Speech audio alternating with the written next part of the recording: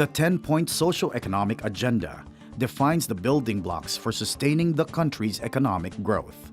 The agenda ensures that Filipinos benefit from this growth. President Rodrigo Duterte articulates this blueprint for development. The Cabinet translates it to programs of the various departments and agencies of government. In his State of the Nation address in July, the President rallied Congress and the judiciary to help government implement the 10-point socioeconomic agenda. Local officials use the agenda as a guide in planning and steering local development. On the macroeconomic management, my administration will continue and maintain current macroeconomic policies and even do better. We will achieve this through prudent fiscal and monetary policies that can help translate high growth into more and better job creation and poverty reduction. By the end of my term, I hope and pray to hand over an economy that is much stronger, characterized by solid growth, low and stable inflation, dollar reserves, and robust fiscal position.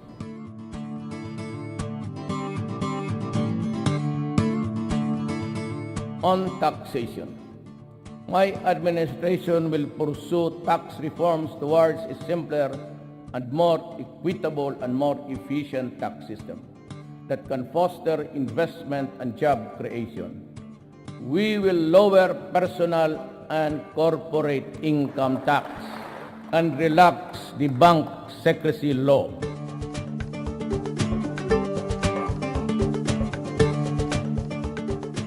Reforms to ensure competitiveness and promote ease of doing business will be mandatory. We shall also enhance local business environment by addressing bottlenecks in business registration and processing, in streamlining investment applications and process and integration the services of various government offices.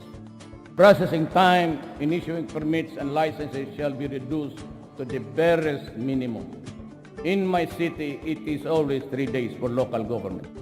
That will bind the office of the President down to the last barangay. 3 days. Business permit, clearances, no follow-ups. Bigyan mo ng staff. Be back next week. Tignan mo yung workload. And I will require every department yung dito sa ito.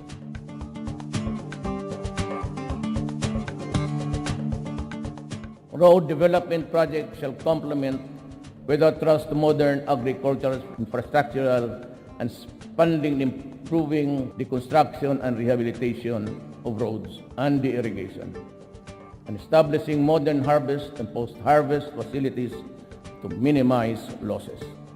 We will accelerate infrastructure spending, improving national roads and bridges, and implementing the Mindanao Logistics Infrastructure Network and other road network master plans. We shall pursue inter-island linkage projects. I have also ordered the newly created DICT, Information and Communication Technology, to develop a national broadband plan to accelerate the deployment of fiber optics cables and wireless technologies to improve internet speed. Wi-Fi access shall be provided at no charge in selected public places, including parks, plazas, public libraries, schools, government hospitals, train stations, airports, and seaports.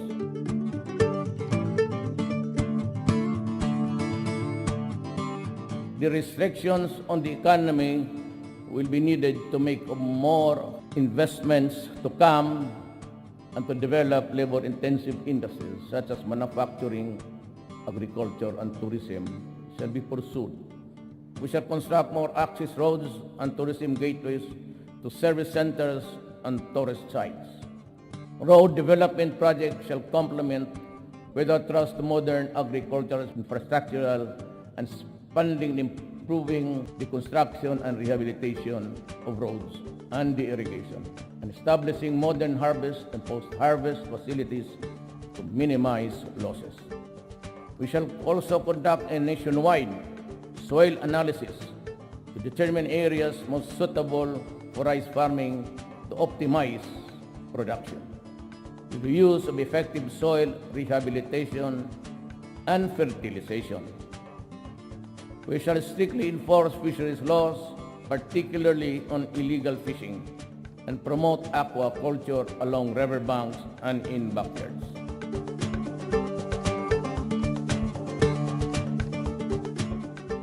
The government has issued you the ancestral certificate to him, titled covering vast tracts of land, especially in the island of Mindanao.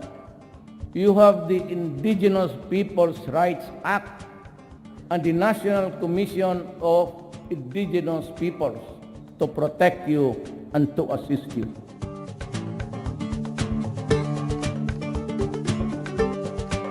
We are planning to increase spending on basic education and incorporate mandatory education about the evils of drugs. We will also intensify and expand alternative learning system programs.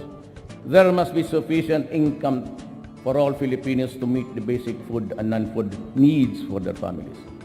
We shall continue to track investments that will generate thousands of jobs each year, jobs that are suitable for the poor and less skilled members of the workforce.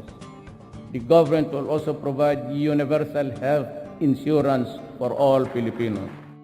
The professional competence and operational capabilities of government hospitals and health facilities will be strengthened. Consistent with our international obligations in keeping with national mandates, this administration vows to protect women's rights. As I order all agencies and oversight bodies and local government units down to the barangay level to fully implement the Magna Carta for women. By doing so, we will ensure that man and woman will be partners in the pursuit of country's economic, social and cultural and political development. The fight against criminality and illegal drugs and corruption will be relentless and sustained. We will also prioritize the rehabilitation of drug users.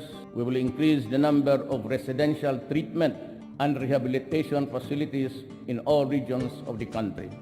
We will strive to have a permanent and lasting peace before my term ends. That is my goal. That is my dream.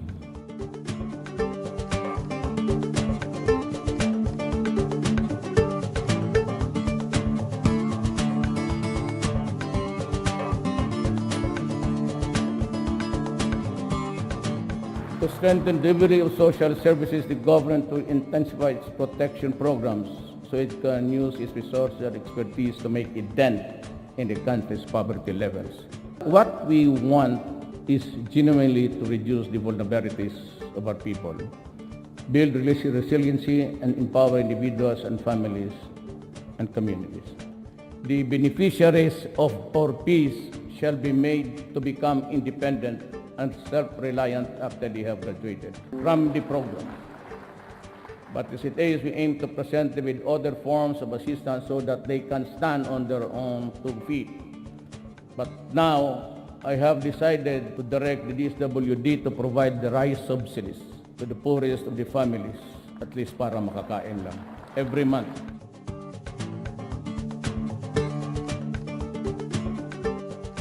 The implementation of the Responsible Parenthood and Reproductive Health Law must be put into full force and effect so that couples, especially the poor, will have freedom of informed choice on the number and spacing of children they can adequately care and provide for, eventually making them more productive members of the labor force.